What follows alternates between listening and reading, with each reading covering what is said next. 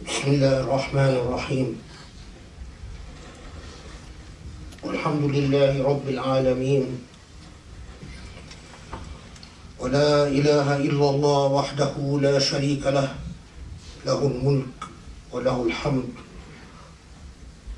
بيده الخير وهو على كل شيء قدير ونصلي ونسلم ونبارك على محمد النبي الخاتم الأمين وعلى آله وأصحابه ومن اتبعه بإحسان إلى يوم الدين.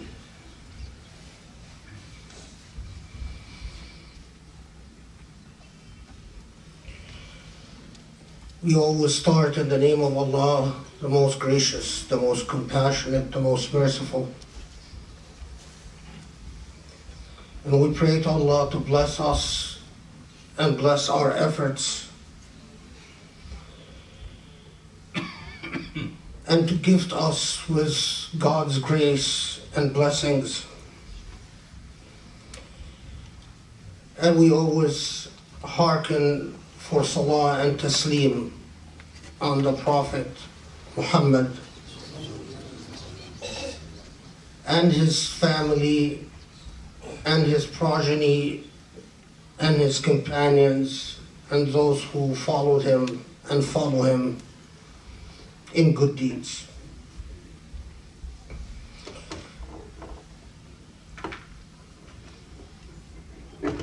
I often reflect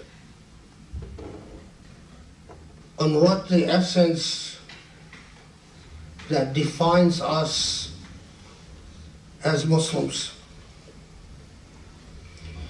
And time again, I come back to two essential dynamics that ought to define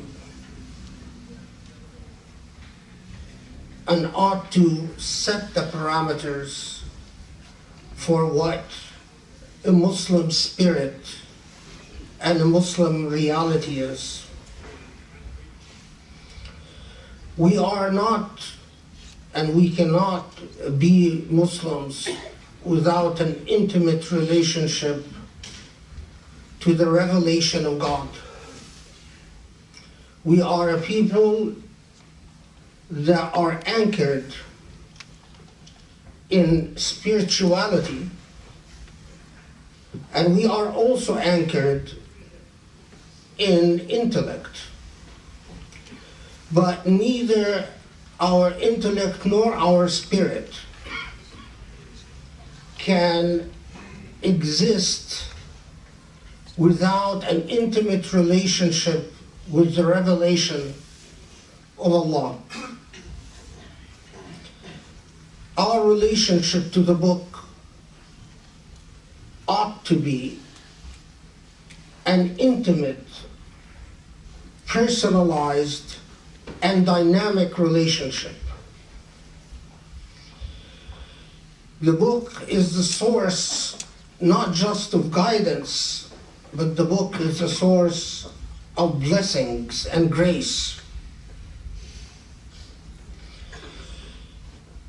For a Muslim, a day in life that passes without some interaction and some contemplation on the revelation of Allah, the book of God, the Qur'an, is a wasted day.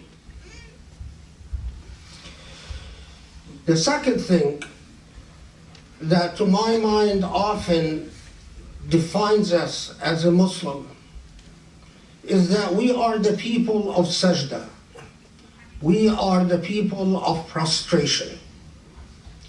Our prostration is not simply an act that we perform out of obligation. It is an entire philosophy of life and existence. When we prostrate to Allah, we recognize and acknowledge that we cannot engage in a spiritual quest without being fully cognizant that a spiritual quest must begin from something and must end towards something. And we cannot engage in an intellectual quest without fully acknowledging that all intellectual quests must have a purpose and must have an ultimate end to it. And that ultimate end is God, Allah subhanahu wa ta'ala. Our sajdah, at the same time that it acknowledges that our spirits and intellects are dependent and contingent on the divine, our sajdah is at the same time a declaration of personal and collective liberation from the shackles of other human beings. Our sajdah, our prostration, is indeed an act of rebellion that we perform a lot of times unconsciously, several times a day. An act of rebellion against domination by a human being towards another human being. An act of rebellion against all forms of injustice. An act of rebellion against all forms of istid'af, or oppression and disempowerment.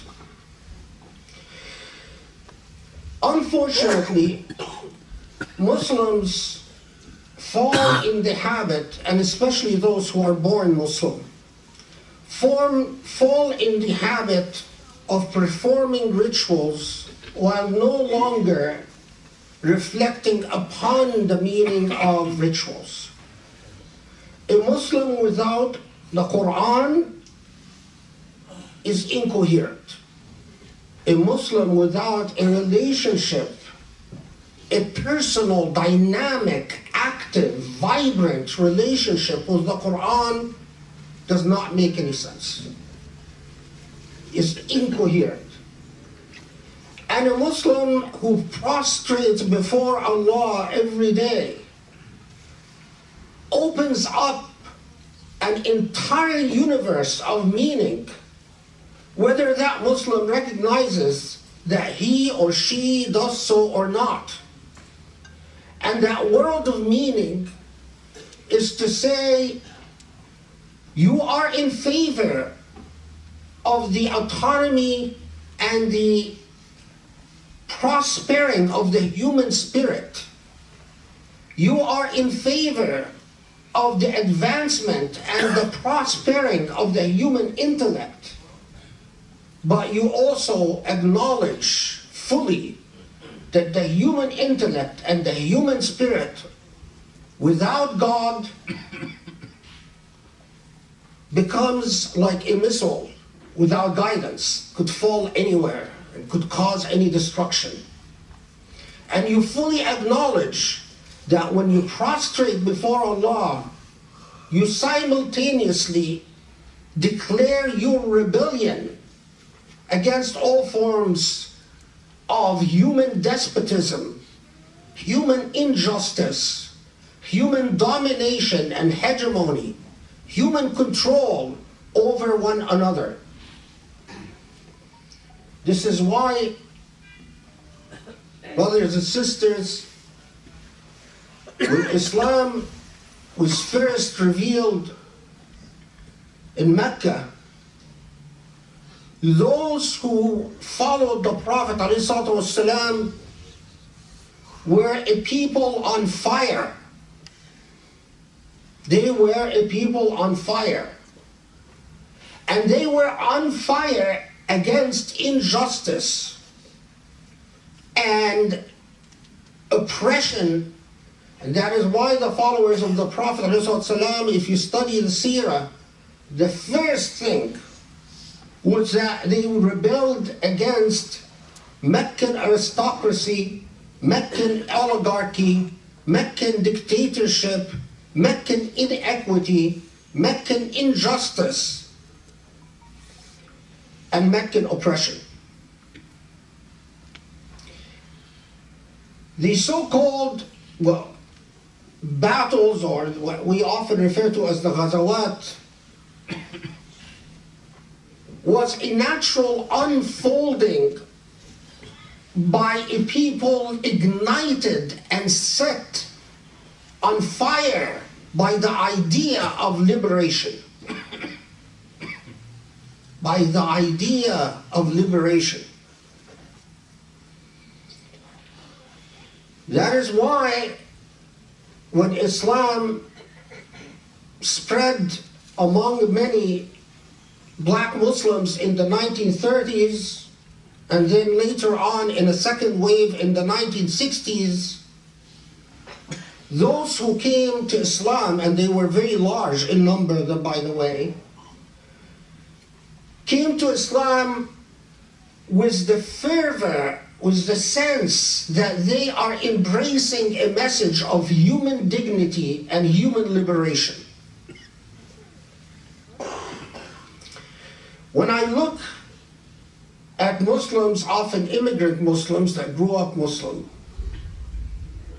and our collective sense, because I'm one of them, our collective sense of broken ego and subjugated pride,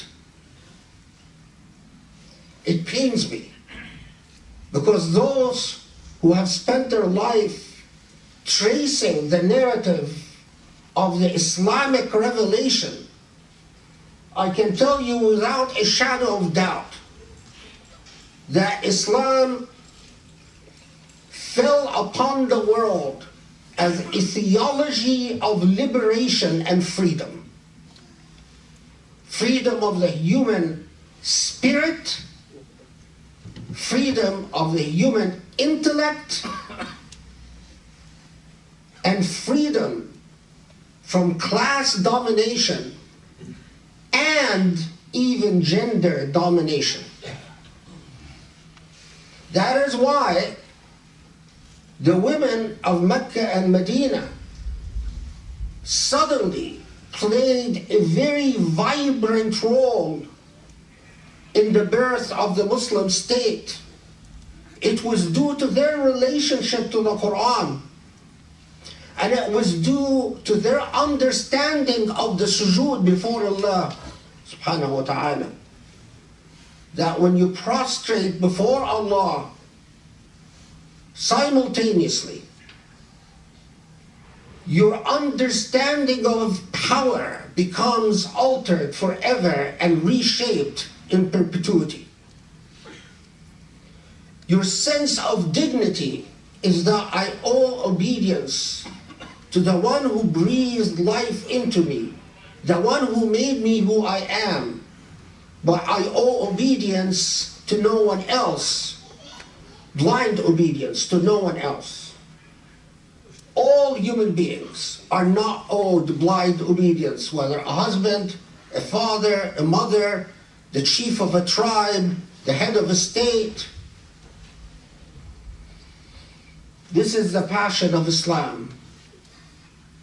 The passion of Islam that has made it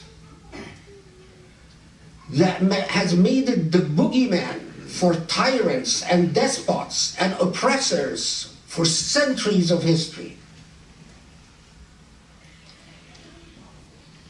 In fact, as I study the history of Islam, even in the United States, I can tell you that in the 1930s, as some people in government watched Islam spread among black Muslims, they immediately understood it as trouble, because Islam would give black Muslims a sense of dignity and pride that would inevitably make them demand their civil rights and refuse to become distracted by drugs and alcohol and gangs, and refocus themselves into the demand for rights and equality. Where is this Islam in our life? Where is this passion?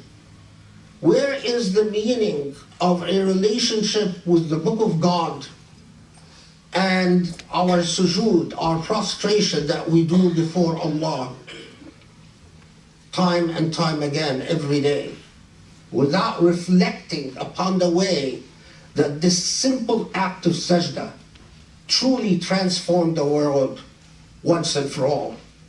وَاسْأَلُ اللَّهَ يَسْتَجِبْ لَكُمْ.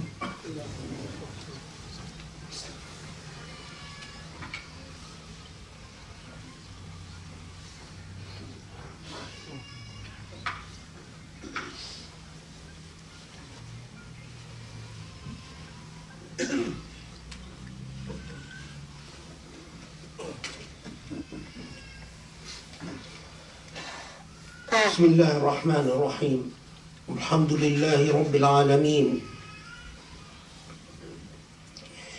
والصلاة والسلام على محمد وعلى آله وأصحابه ومن اتبعه بإحسان إلى يوم الدين.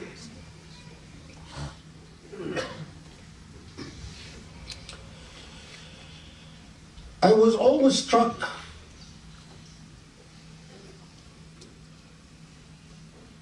by an ayah in Surah Maryam, وَإِذَا تُتْلَى عَلَيْهِمْ آيَاتُ الرَّحْمَنِ خَرُّوا سُجَّدًا وَبُكِيًّا. Those who listen to the Ayat al-Rahman, Ayat al-Rahman is the revelation of Allah, and upon hearing it, they fall prostrating, weeping in tears. This powerful image of the impact, not just of the Qur'an, but the impact of a relationship with the Qur'an, that relationship is so intimate. Imam al-Qushayri, in his commentary on these verses, says that خَرُّوا سُجَّدًا وَبُكِيًّا, that they fall prostrating and crying, because this is the flowering of their relationship of mahabba, of love with Allah. Imam al-Qushayri goes on to say in that same commentary that once your tears flow out of love for the divine, you will love everything that the divine has created. You will love existence itself. Your very attitude towards everything in existence will be one of love, and at the same time a fundamental and quintessential lack of love for everything that is ugly, and everything that is unjust, and everything that is oppressive. But I often wondered, and I don't accept myself, how many of us in our day and age, وَإِذَا تُتْلَى عَلَيْهِمْ آيَاتُ الرَّحْمَنِ خَرُّوا سُجَّدًا وَبُكِيًّا, how many of us, when they hear Ayat al-Rahman, their reaction is to fall in prostration and tears? What is even more astounding is the verse in Surah Maryam that follows this. فَخَلَفَ مِنْ بَعْدِهِمْ قَوْمٌ أَضَاعُوا الصَّلَاةَ. And so what will come after them are people that will in fact neglect prayer. And Imam Mujahid and Qatada, the two earliest commentators on the Qur'an, say that فَأَضَاعُوا الصَّلَاةَ refers to Muslims towards the end of time. Is this our time? I meet Muslims today, here and there, especially in the Muslim world, that say we're Muslim but do not pray, or who pray but their prayer doesn't change their personality or character.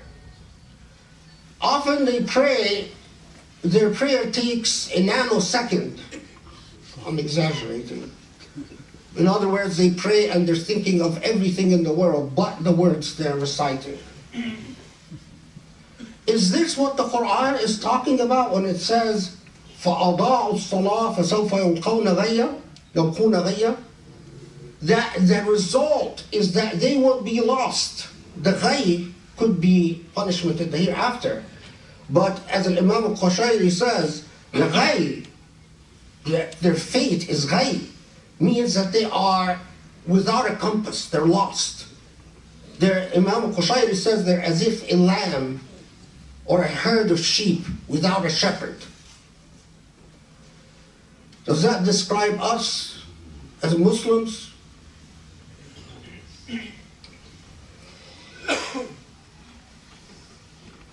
The Qur'an itself reminds us in the same surah, in the same verses that follow, إِلَّا مَنْ تَابَ وَعَمِلَ صَالِحًا. So the Qur'an never tells us you are doomed to failure.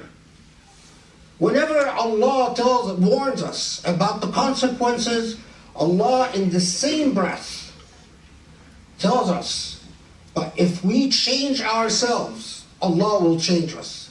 إِلَّا مَنْ تَابَ, except those who change their ways, وَعَمَلَ صَالِحًا, and engage in the good deeds. And the reason it says وَعَمَلَ صَالِحًا, and we'll leave this to another khutbah, because prayer by definition, sujood before Allah, prostration by definition, makes you embrace good deeds as a philosophy of life.